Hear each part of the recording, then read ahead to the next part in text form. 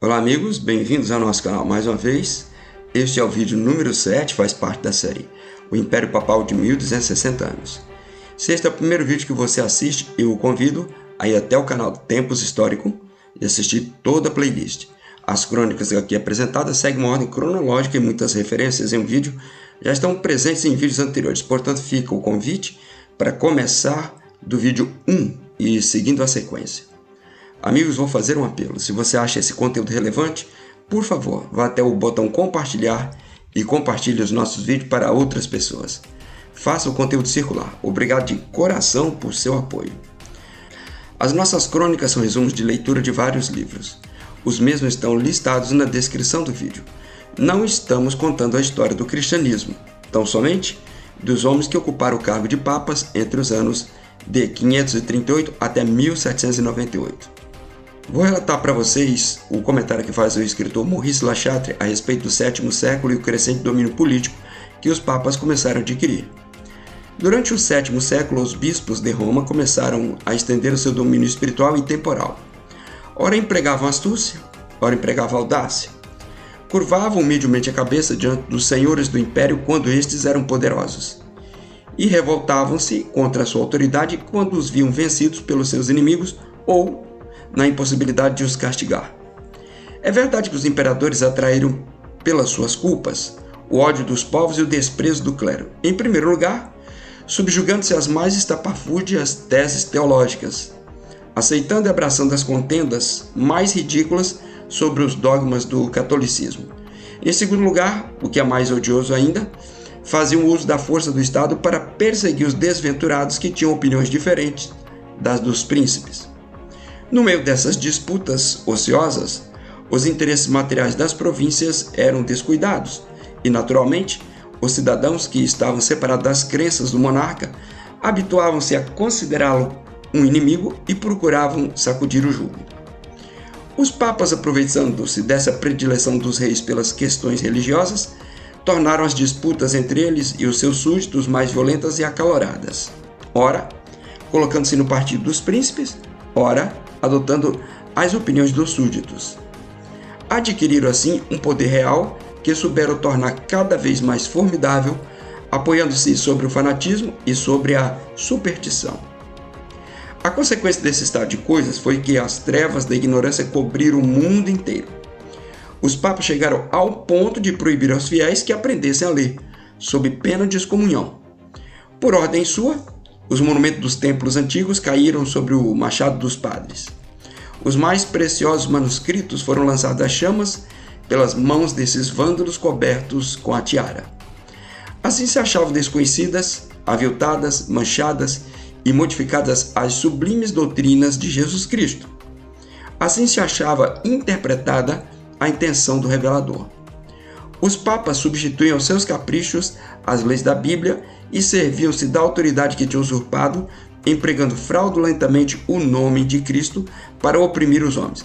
Finalmente, a sua audácia era tanta que ousaram dizer: povos, escutai, nós que somos intérpretes da ciência suprema, declaramos que a verdade que sai da nossa boca, que temos o direito de vos impor as nossas crenças. E aquele que não pregar, que não ensinar o que nós pregamos e o que nós ensinamos, será excomungado, ainda que seja o próprio Cristo. Fecha aspas.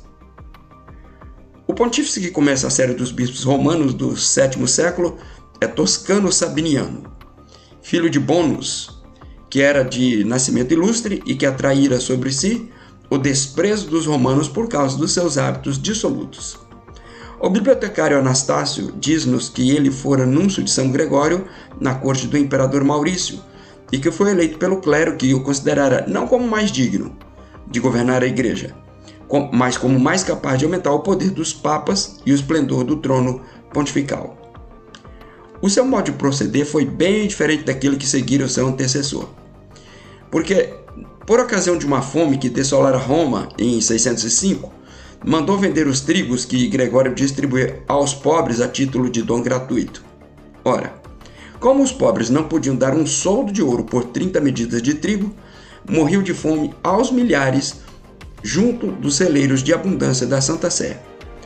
Os notáveis da cidade dirigiram-se à procissão ao palácio de Sabiniano, suplicando-lhe, em nome de Cristo, que não deixasse morrer de miséria aqueles que o Santo Padre deveria sustentar nos mosteiros durante as aflições da carestia. Todavia, sem nem mesmo os escutar, o pontífice mandou os expulsar da sua presença, gritando-lhes: "Longe daqui, miseráveis! Julgo-me disposto a imitar o exemplo do último Papa e a comprar de vocês o título de santo a troco da minha generosidade?" Nero colocava a culpa nos seus antepassados por terem esgotado os tesouros de Roma com a generosidade excessiva para com os cidadãos. Singular aberração do espírito humano. Do mesmo modo o fazia Sabiniano. Sabiniano, possuidor dos tesouros de São Pedro, não contente em mostrar-se tão avarento para com os pobres, exatamente o oposto de Gregório, que fora tão caridoso, quis ainda destruir as obras de Gregório, e que lhe haviam adquirido uma grande reputação. Dizia o Papa que estas obras estavam manchadas de heresia. O Papa convocou um sínodo e já havia ordenado que as obras fossem queimadas, quando um diácono chamado Pedro levantou-se do seu banco, assegurando debaixo do juramento que durante a vida de Gregório ele mesmo vira o Espírito Santo sob a forma de uma pomba pousar na cabeça do antigo Papa e ditar-lhe as suas obras. Esse incidente tão estranho impediu que Sabiniano pudesse executar seu intento. Tamanho foi o tumulto ocasionado no sínodo. Por fim, a insensibilidade do Papa, a sua ambição insaciável, fez com que se tornasse tão odiado pelos romanos que se formou a conspiração. Um grande número de padres penetrou secretamente no seu aposento e o assassinou. Um autor desse tempo dá uma outra versão sobre a sua morte. Relata ele que no momento em que Sabiniano se ocupava em contar o dinheiro no aposento secreto, o espírito de São Gregório apareceu ao Papa. Acusou diretamente por todas as misérias que Roma estava sofrendo e ordenou-lhe que mudasse de procedimento. E aconteceu que Sabiniano recusou-se. Então Gregório deu-lhe um golpe tão forte na cabeça que o Papa morreu do seu ferimento em 22 de fevereiro de 606, depois de ter reinado 6 meses. É óbvio que essa versão sobrenatural foi orquestrada para encobrir os verdadeiros autores do assassinato. E o povão ignário engoliu isso, mas também ninguém se importou em fazer qualquer investigação sobre a morte do Papa. Ninguém gostava mesmo dele. Algumas fontes dizem que seu corpo fora lançado para fora dos muros da cidade de Roma. Outros dizem que foi enterrado bonitinho na Basílica de São Pedro, o que eu particularmente acho mais provável.